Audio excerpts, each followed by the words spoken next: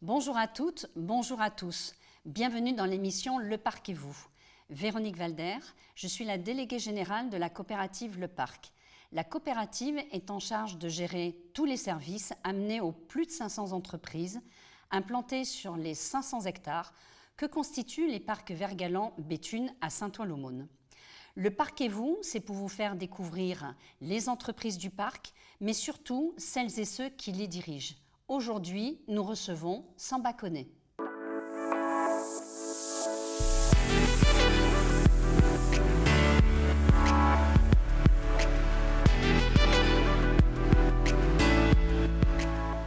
Bonjour Samba, merci d'avoir accepté notre invitation. Pour commencer, j'aimerais que tu te présentes et que tu te présentes toutes tes activités parce que tu as plusieurs sociétés.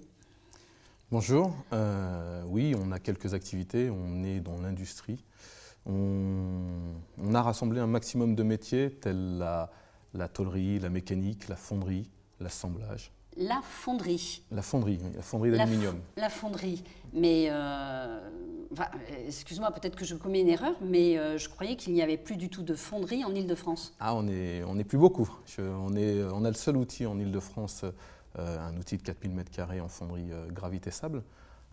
Non, il n'y en a plus beaucoup, oui. On est dans la France. Oui. Et tôlerie fine, qu'est-ce que tu fais en tôlerie fine ? Alors l'idée, c'est d'être capable de maîtriser tous les métiers de l'industrie, c'est d'avoir une capacité industrielle qui n'ait pas de limite. On peut tout faire. On a créé entre guillemets un groupe qui a tous les moyens pour le travail des métaux en feuille. Et aujourd'hui, rien ne nous arrête. Alors, quels sont tes principaux clients sur ces différentes activités ? Alors, on a une grosse partie aéronautique, puisque la technicité fait que c'est quand même sympa. Les problèmes sont intéressants. On est assez diversifié. On est autant dans l'automobile que dans le rallye, on se propose sur tous les secteurs. Aujourd'hui, le groupe, c'est 60% d'aéronautique.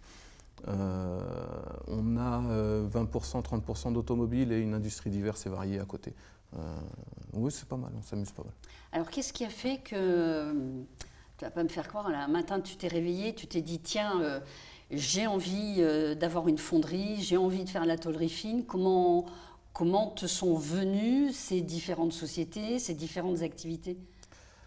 Alors moi, je suis tourneur de formation. J'ai commencé au Manivelle, j'ai commencé chez Massey Ferguson à Beauvais. Après, j'ai continué dans de la boulonnerie-visserie. Et j'ai tout de suite voulu, entre guillemets, avoir mes usines. Il y a des gamins qui veulent des voitures et autres. Moi, je voulais avoir des usines. Donc voilà, et puis un peu de passion, et puis voilà, on y va. Tu voulais avoir des outils ? Des usines. Ah, des usines, j'avais compris des outils. Ah non, des usines. Je me disais, mais dans ce cas-là, il te suffisait d'acheter une caisse à outils. Tu voulais Je voulais des usines, je voulais ces machines. Je suis un passionné de la mécanique, de l'industrie. Ce qui m'intéresse, c'est de maîtriser la matière. C'est assez agréable, faut vraiment être passionné pour faire ce job. On ne vient pas dans l'industrie, on ne fait pas des pièces en tôlerie, en mécanique et en fonderie en plus. Sans passion, ça demande beaucoup d'engagement. Donc oui, la passion. Oui, parce que c'est vrai que quand on parle fonderie, on voit tout de suite des images un peu à l'Émile Zola. C'est comment aujourd'hui une fonderie ? Ça reste un métier très difficile. Ça reste Zola, on peut dire ce qu'on veut. Nous, on est fonderie aluminium, donc on est sur des températures à 760 degrés, 800 degrés. C'est des métiers durs. On utilise 192 tonnes de sable par mois qui sont manipulés par des salariés. Donc les compagnons c'est un métier très dur. On peut pas. La mécanique s'est industrialisée, la tôlerie s'est industrialisée, la fonderie est restée un métier primaire où le travail de la matière est fait par l'homme. Enfin, j'imagine quand même que la protection des salariés a beaucoup évolué depuis Émile Zola, rassure-moi. Ça a évolué, mais les risques sont les mêmes. Les risques sont les mêmes. Les risques de projection de métal en fusion ou autres sont les mêmes. Donc il y a vraiment, c'est un métier particulier, la fonderie, de par la technicité et par l'environnement dans lequel on travaille. Donc c'est rigolo, mais il ne faut jamais oublier le risque. D'accord. Alors comment tu te vois dans les 3 prochaines années, comment tu vois ces métiers évoluer, et notamment la fonderie ? Alors, je pense qu'on a besoin de gens qui s'engagent dans l'industrie, parce qu'aujourd'hui l'industrie fait un peu peur, entre guillemets. C'est gros, ça a une intensité capitalistique importante. On a des risques professionnels importants. On a besoin de gens qui y croient pour continuer à la maintenir, cette industrie. Alors jusqu'il y a encore 6 mois, j'aurais dit oh, ça va être cool, ça va être rigolo. Là, depuis la crise sanitaire et après la prochaine crise qu'on va vivre, là, on va essayer de se réinventer, continuer à croître en intégrant dans le groupe de nouvelles compétences, de nouvelles capacités, de nouvelles propositions. Pour pouvoir rebondir, nourrir d'autres idées, pour être plus créatif? Alors je pense que l'économie prochaine ne va pas être dans la création de nouveaux contrats, de nouveaux marchés, elle va plus être dans la consolidation. Donc ça va nous permettre les uns les autres de consolider nos bases et d'être, entre guillemets, d'avoir plus de force de proposition et d'être, entre guillemets, moins à proposer la même chose. Je pense moi aujourd'hui, ce que je cherche à faire sur le dernier semestre, c'est faire de la croissance externe en reprenant des activités qui amèneraient une capacité au groupe et qui amèneraient une stabilisation à la société qu'on reprend. Voilà comment je pense la croissance. Je ne la pense pas sur de nouveaux marchés, sur de nouveaux produits, sur de nouveaux secteurs. Ça, je pense qu'il faut attendre 1 an ou 2. Il faut faire se positionner. Voilà, oui. On va faire le dos rond et puis on va essayer de consolider par croissance externe. Alors justement, tu parlais de la crise sanitaire. Est-ce que ton regard a changé? Est-ce que ton regard a évolué? Qu'est-ce que tu as modifié dans ta façon de fonctionner, ou de fonctionner avec tes salariés, ou de fonctionner par rapport à ta production? Mon regard n'a pas changé, mon regard est le même. Je pense que ça nous a appris à être disciplinés en matière d'hygiène, ce qui manque un peu dans ce pays. Les Allemands nous prouvent qu'eux, ils mettent des barrières à gauche et à droite. Nous, on a du mal à respecter les distances, à ne pas se serrer la main. Alors c'est agréable, hein, se faire la bise, se serrer la main, c'est rigolo. Ça nous a appris un peu tout ça. Ça nous a appris à respecter un espace vital à chacun. C'est pas mal, ça se met en place. Après, ça n'a pas changé non plus. Le business reste le même. On fabrique des pièces, on ne va pas les fabriquer autrement. Les méthodes restent les mêmes. Par contre, on a intégré un risque sanitaire qu'on n'avait pas avant. C'est pas mal parce que ça permet à ce que chacun prenne conscience que laisser des torchons sales, ça peut créer des problèmes. Je suis désolé, mais moi j'ai un problème avec les gens qui ne retiennent pas leur salive et qui la mettent par terre. C'est un problème aussi. Voilà. Je pense qu'on rentre dans des précisions sanitaires qui sont agréables. Donc, si je comprends bien, avec davantage le respect de l'autre. Oui, c'est ça. On fait plus attention à l'impact qu'on pourra avoir sur l'autre par notre comportement. Bon, tout le monde n'a pas encore tout compris, hein, mais ça va venir. Oui, ça va venir. Comment tu peux aujourd'hui te considérer, parce que tu parlais il y a 6 mois en arrière, justement cette différence qu'il y a entre les 6 mois, 1 an en arrière et aujourd'hui, avec tout ce que tu viens de nous décrire? C'est une stratégie qui doit changer. Il y a 6 mois, on était plus sur de la croissance par la consommation, par le besoin qui augmente.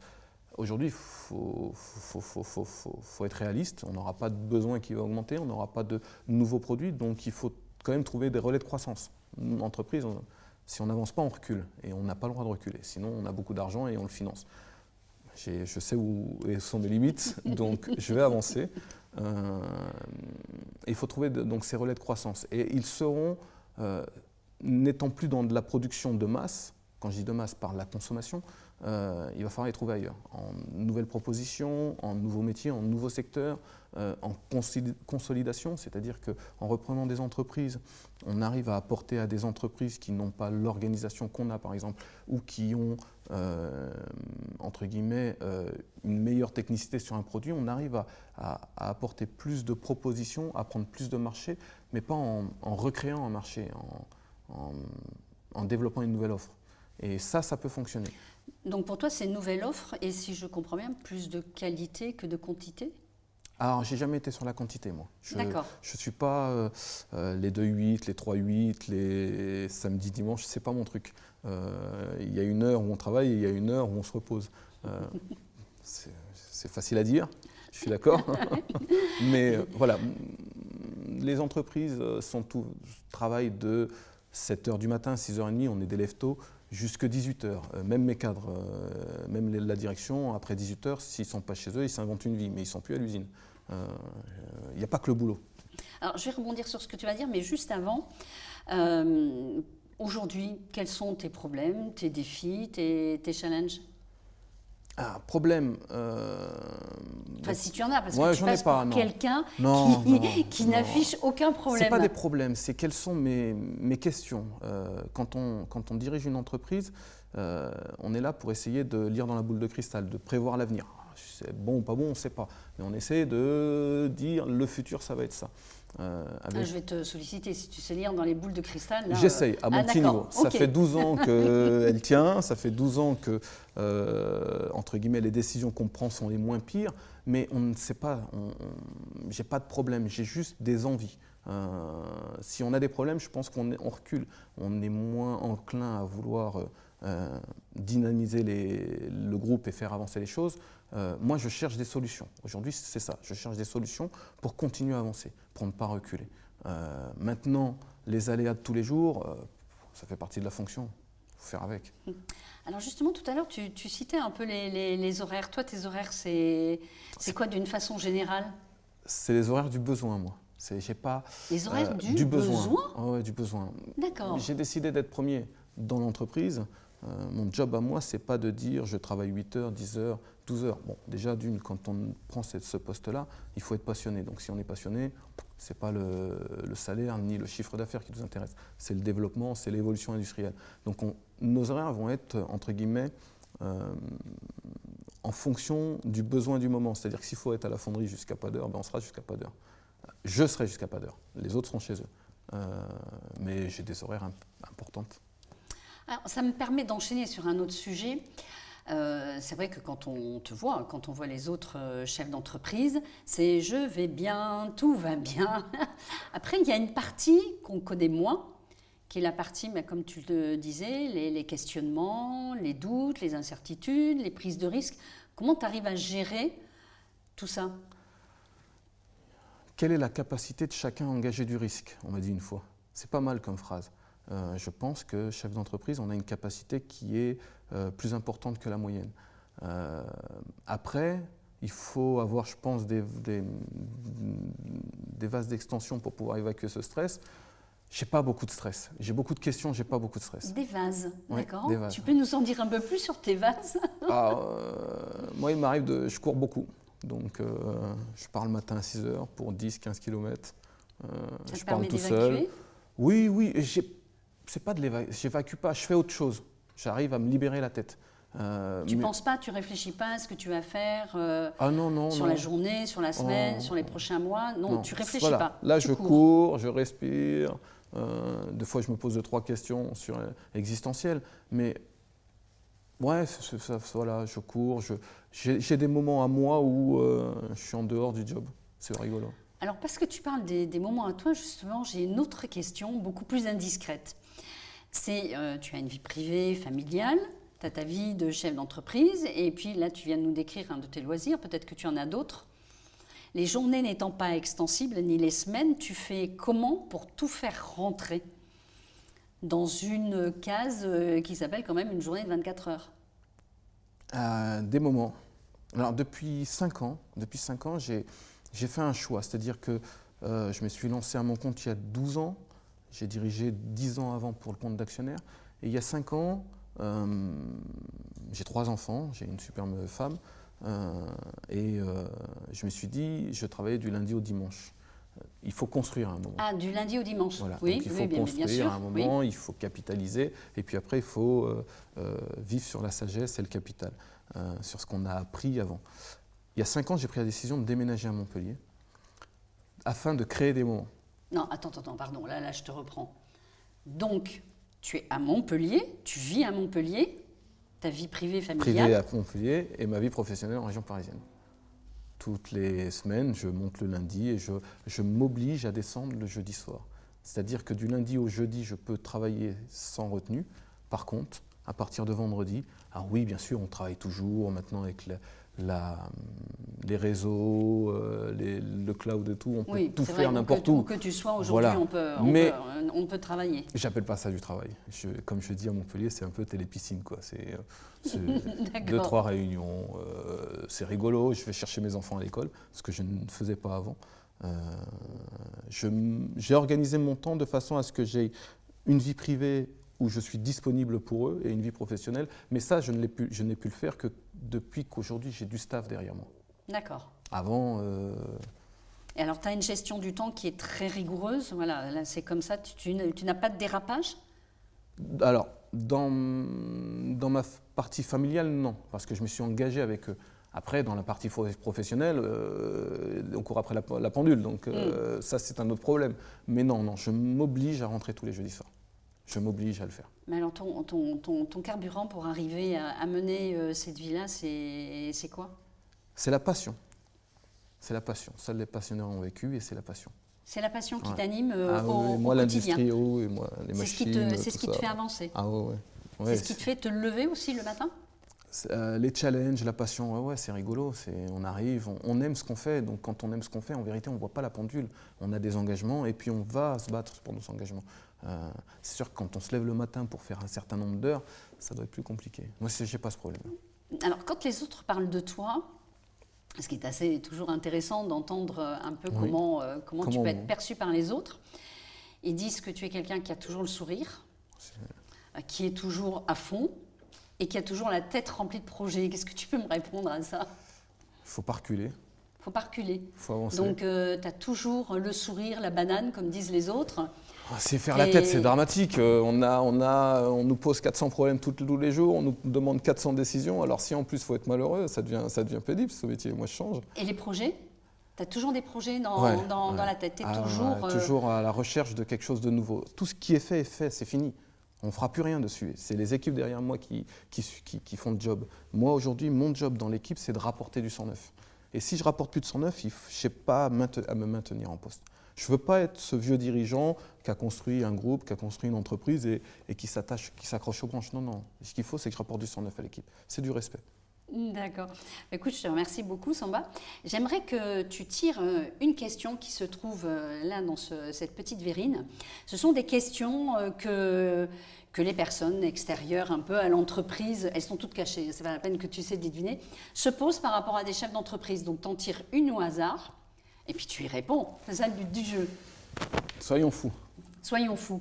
On va mettre bien. Normalement, il n'y a pas de piège. Hein. Ça dépend. Ça dépend. Qu'est-ce que tu as fait le week-end dernier? Le week-end dernier. C'est joli ça. J'ai amené mon fils à la pêche. J'ai été acheter des cannes à pêche et mon fils a pêché sa première dorade qu'il a mangée dimanche. Qui c'est qui l'a cuisiné la dorade? C'est moi et lui, c'est lui et moi. D'accord.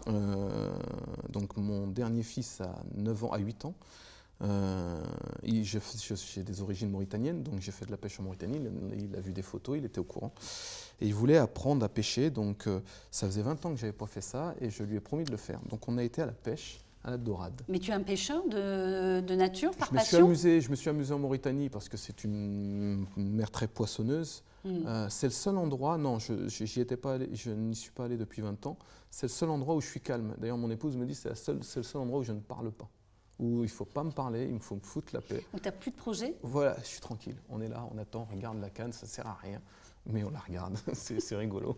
Et donc, le week-end dernier, il était content de pêcher sa première dorade. Et il était aussi content d'être avec son papa, je suppose? Alors, c'est rigolo, ça, il a un regard assez... donc, j'ai 2 filles et un garçon. Il vit avec des femmes et c'est super agréable parce qu'il est super doux.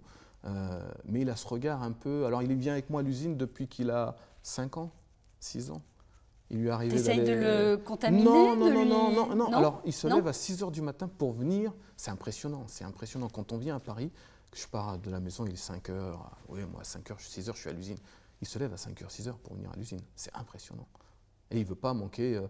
Il te suit partout ou Non, il va sur machine avec les gars. D'accord. Alors, il va sur machine, c'est mon enfant, je ne vais pas prendre de risques. Cependant, il essaye d'ébavurer une pièce, il essaye de comprendre. C'est en bas qu'on commence, c'est pas dans le bureau.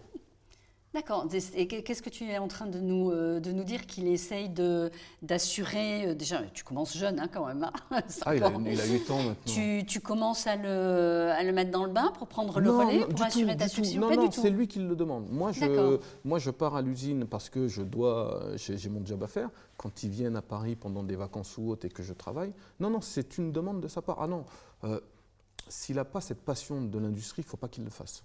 S'il n'a pas cette envie industrielle, il faut qu'il fasse quelque chose qui le passionne. Et il est sûr de gagner. Et tu n'as pas construit tout ça pour transmettre à ton fils? C'est ce qu'il va falloir qu'on arrête. Non, j'ai construit tout ça pour essayer d'écrire une histoire. Après, derrière moi, la personne qui va reprendre tout ça, c'est pas demain la veille, hein, je vais m'accrocher encore à la chaise. D'ailleurs, pour combien d'années? Tu as prévu encore de faire combien d'années? J'ai promis aux gars, et il y a encore un an de ça, j'ai promis aux gars de tenir encore 10 ans. 10 ans. 10 ans. Pourquoi 10 ans? Parce qu'on est une équipe, on est tous quadras un peu déplacés vers les 45-50. Moi, je vais être dans les plus jeunes, j'ai 44 ans.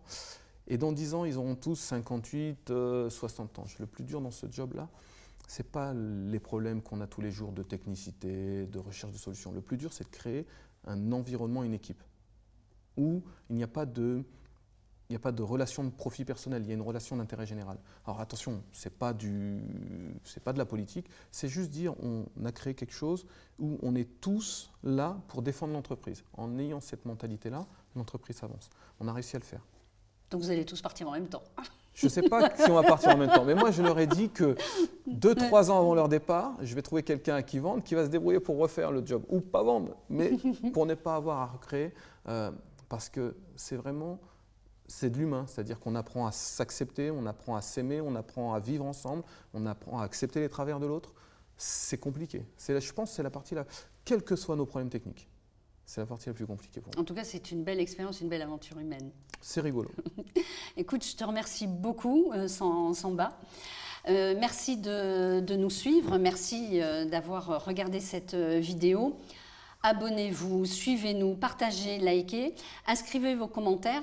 Samba, je pense que tu te feras un plaisir d'y répondre. Et je vous dis surtout à bientôt pour un autre rendez-vous.